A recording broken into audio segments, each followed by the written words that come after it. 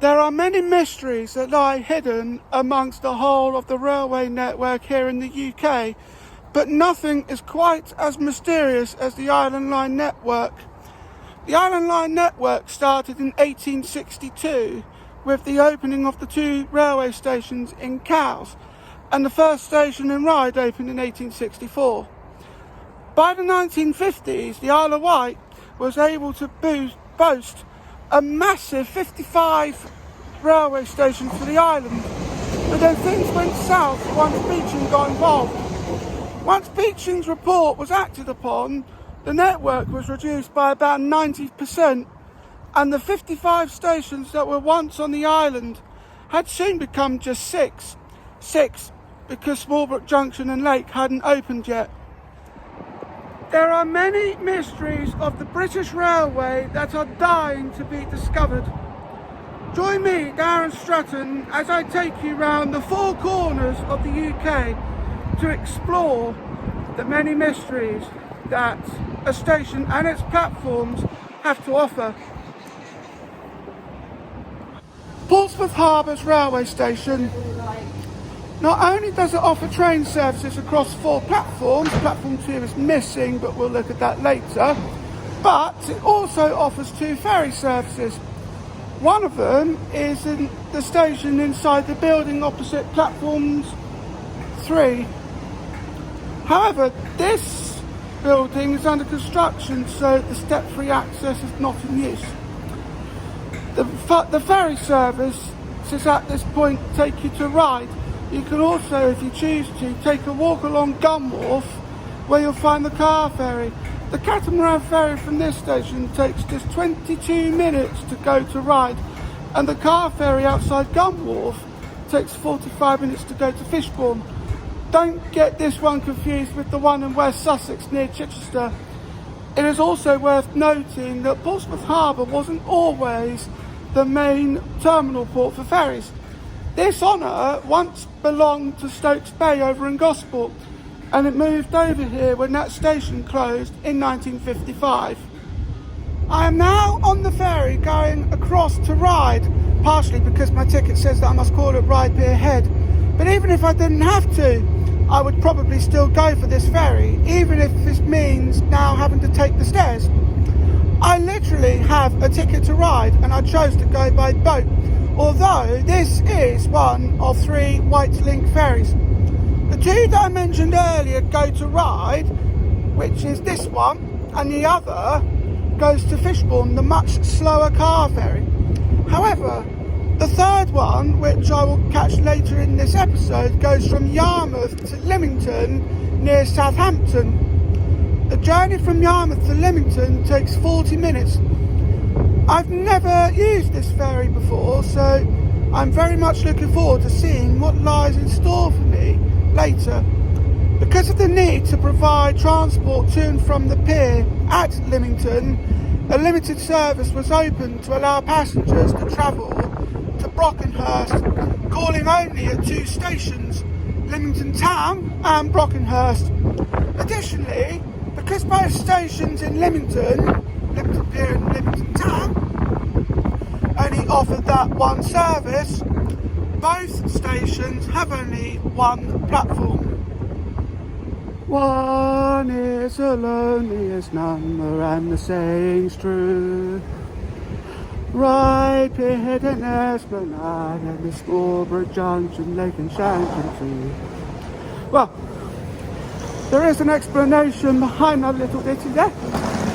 It's down to the fact that the stations that I mentioned in my little Harry Nilsson reference have just one platform.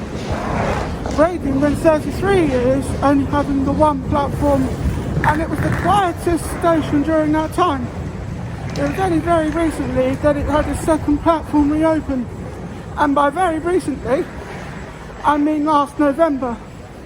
When Ryde Pier Head opened in 1880, it had 3 platforms, and a 4th platform was added in 1933. It was the Beeching cuts that reduced this station down to just its one lonesome platform when about 90% of the network was closed.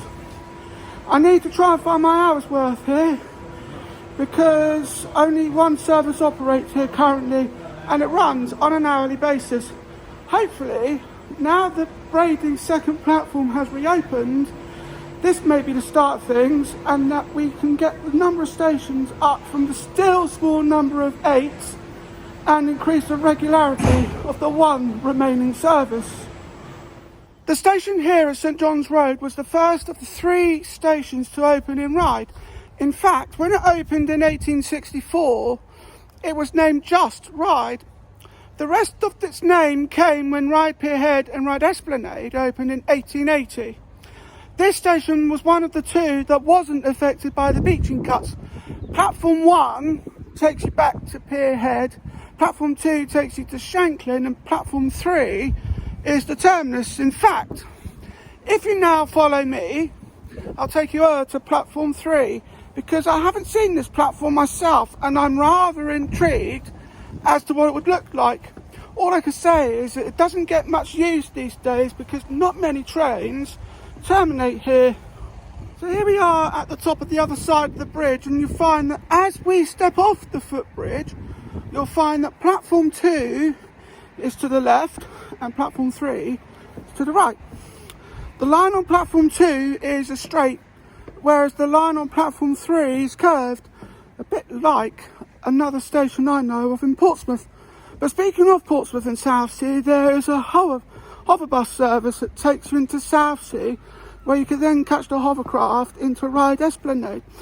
There have been talks to extend the steam line from Smallbrook Junction to connect back to this very station, but these have yet to be materialised. Fratton's railway station, on the other hand, boasts a station layout that is very similar to this one.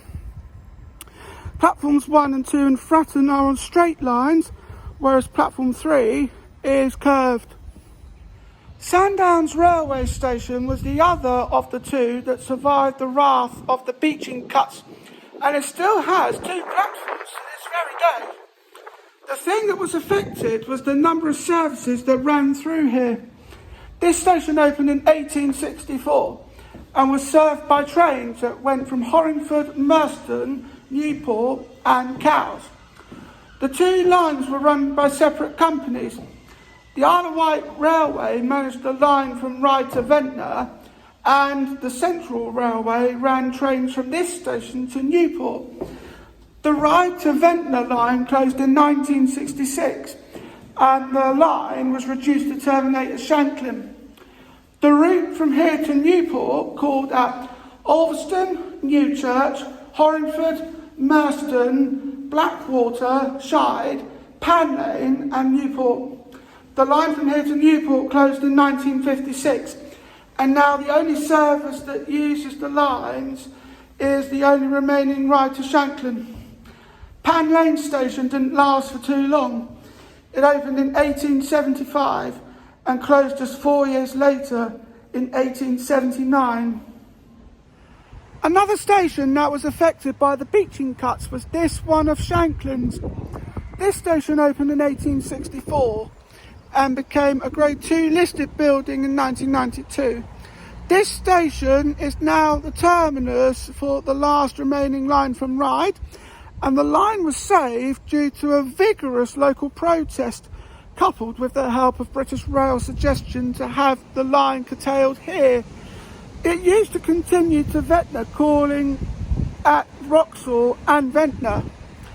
There were another 2 stations at the other side of Smallbrook Junction that were on this line, Benbridge and St Helens. Benbridge and St Helens both closed in 1953, while Wroxall and Ventnor closed in 1966, when the route was curtailed to terminate here instead.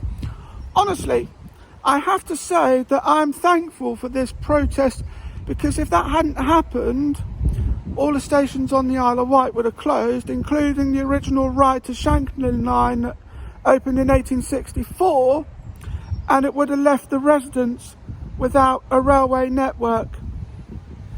Even though the train line running from Shanklin to Ventnor was eventually lost in 1966, it is still possible to get to these places by means of the road.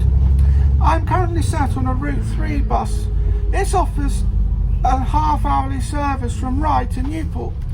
Route 2 also offers the same service from Sandown to Newport, but you would need to take a short walk to the co-op in order to get that bus. Going from Ryde to Newport on this bus would take about a couple of hours, but if you're boarding from Shanklin's railway station like I did, going to Newport would take just one. These buses start at Ryde Esplanade, as Pierhead can only take trains. The walk from Ryde Esplanade to Ryde Pierhead takes about a couple of minutes. That is where the main ferry port is, and it will take you back to Portsmouth Harbour. It's hard to imagine that the last train ran from here over 55 years ago. I wouldn't have seen this in person. This event happened long before I was born. The railway station here opened in 1862, so at least it was able to see in the 100th anniversary before closing completely in 1966. This ferry had closed to passengers in the February, but remained open until April to fulfil the remaining goods trains. Newport's railway station became the base of the Isle of Wight Locomotive Society before it was demolished in 1971.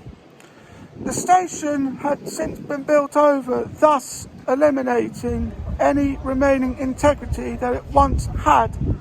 When Newport's railway station was in operation, it eventually expanded to 3 platforms. It offered services to Freshwater, Cowes, Ryde St John's Road, Sandown and Ventnor. Ventnor's main railway station opened in 1866. Ventnor West opened in 1900, Freshwater opened in 1888, and Ryde St John's Road and Sandown opened in 1864. Ventnor West closed in 1952, Freshwater in 1953, and Ventnor's main station closed in 1966. The other 2 stations are still open, but even they were threatened by closure. It was the local protest and British Rail's idea to curtail the line to Shanklin that kept it open. I am now on the Yarmouth ferry, and I'm just about to embark on a 40-minute journey into Lymington. This had me thinking about how the remaining Ryde to Shanklin line performed before the beaching cuts. So when the line opened in 1864, it ran from Ryde St John's Road to Shanklin. The other 2 stations in Ryde opened in 1880, which allowed for ferry travel to and from Portsmouth. Having said that, just before the beaching cuts, Ryde Pierhead had 4 platforms, Ryde Esplanade had 2, Ryde St John's Road always had the 3, Brading had 2 platforms, Sandown always had 2 platforms, and Shanklin had 2 platforms. However, after the beaching cuts took place, the stations at Ryde Pierhead, Ryde Esplanade and Shanklin were swiftly reduced to just 1 platform. Brading Station still had the 2 in operation until 1988, when the closing of its passing loop reduced it to just the 1. The passing loop was reinstated last November, and with that, the 2nd platform was recommissioned. Lake and Smallbrook Junction weren't open yet when all of this happened. Lake opened in 1987 and Smallbrook Junction opened in 1991. Smallbrook Junction's railway station was opened to allow passengers to change from the 1 remaining steam train running to Wootton via Haven Street. The railway station, however, has only 1 platform for National Rail trains, and there's no exit out of the station. Therefore, it serves as just an interchange, and it only operates on steam days, that is, when the steam train to Wootton is running. There isn't much to say about Leamington Piers railway station apart from it opened in 1884, and it serves as the terminus of the Leamington to Brockenhurst line. Since this station only offers 1 service, calling at Leamington Town and Brockenhurst, running every 30 minutes, there is only 1 platform.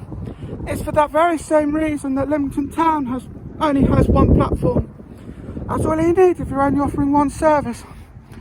Leamington Town opened in 1858, so you can imagine what it would have been like if you ran a line between 2 stations. Personally, though, I don't really think that's a line, as you'd need at least a third station.